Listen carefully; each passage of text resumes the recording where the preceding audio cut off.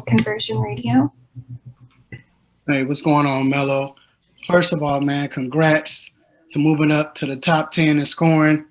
When you think about your journey coming into the NBA, won a title at Syracuse, and you come in, people expected you to be a great. I'm pretty sure you wanted to be great, not as far as number-wise, but just be a great player.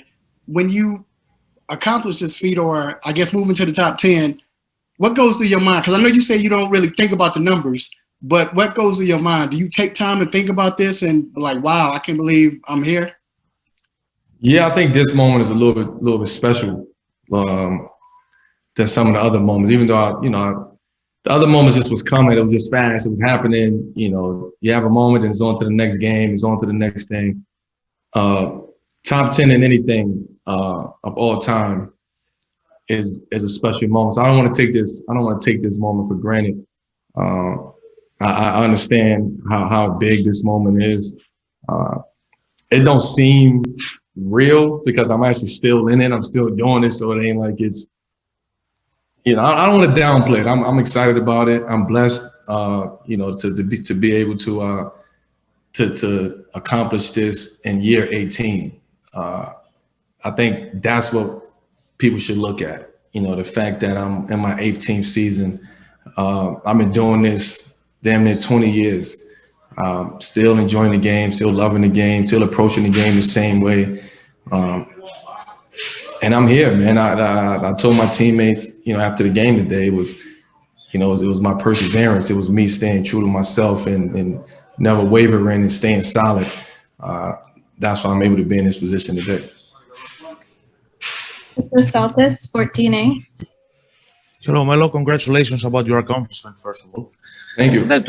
You speak about 2018, so I would like to ask you, what were your thoughts during that tough period for you? How you try to handle all those difficult things about you, and what is the biggest message, the biggest lesson that you would like to give to your kid, to the young ages about with your attitude on the court? Never waver. Stay solid. Always stay on your square, man. And it's going to be good moments. It's going to be bad moments. It's going to be highs and lows.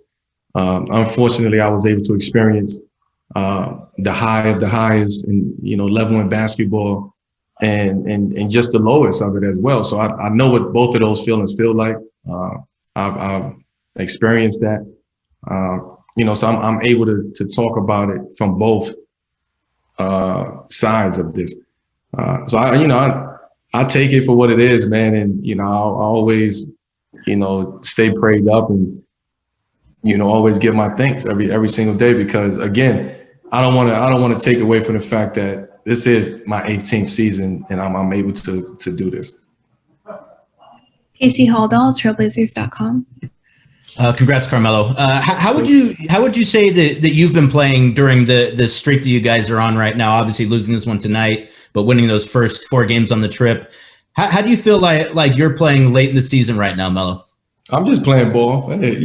Casey, I'm just playing ball, man. I'm doing whatever I have to do, I need to do. Whatever the situation is going out there, just hooping, playing basketball. Again, trying to keep that joy in it. Some days it's harder than others. I can't lie. But for the most part, I try to find joy in what I do and how I approach the game still. Melo, could you explain what makes the day hard sometimes, I guess?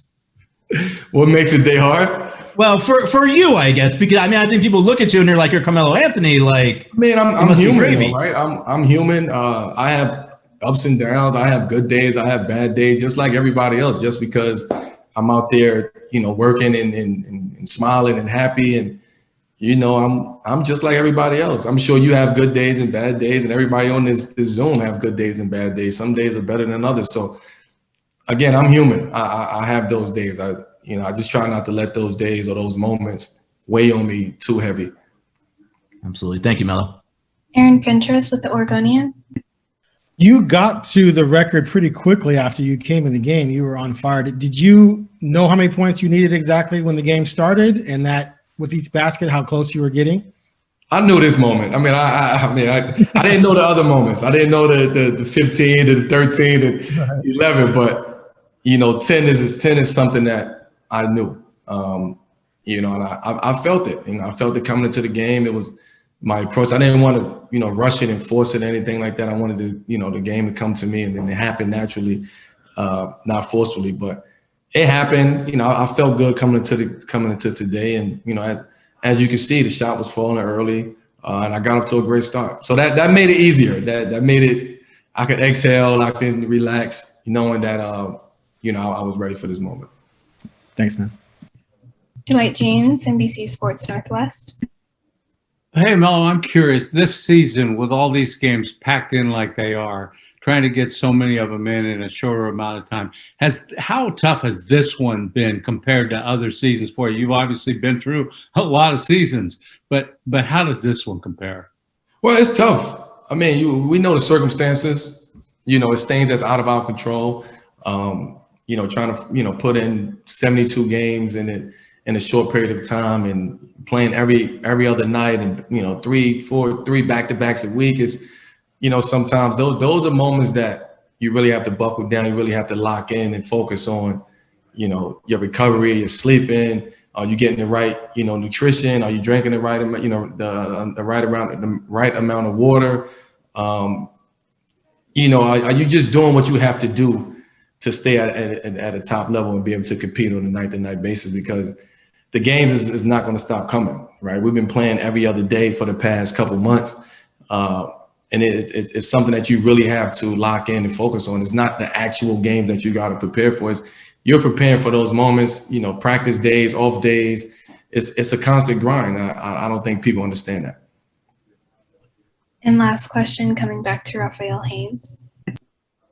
And Melo, you talked about the smile on your face, and you just seem like you're just in a good place right now for these last 2 years. What would your message be to the young scorers in the NBA that's trying to reach where you are as far as being a top 10 or just being a great player? What would your message be to those players? 10,000 hours. No, I would just say, man, if that's what you do, then perfect what you do, right? It's easier said than done, but you have to put the time in, you have to put the effort in, you have to put the sweat in and the blood in order to be in this moment. And, I know a lot of people, younger guys, probably look at this moment like, oh, it happened now and everything is happening now. But I've been doing this almost 20 years, right? I've been putting in the same work for almost 20 years, the same approach to the game, the same mentality, so right now I'm reaping those benefits of the fruit of my labor right now. And again, it's been happening. This has been going on for a long, long time, damn near 20 years. So I would just tell them, man, perfect what you do best. Don't ever let nobody tell you what you can't do. If you can do something, if you're great at it, then perfect that and be great at that. Don't try to please nobody. All right. Thanks, Mel. Congrats. We are Thank going you. to wrap there.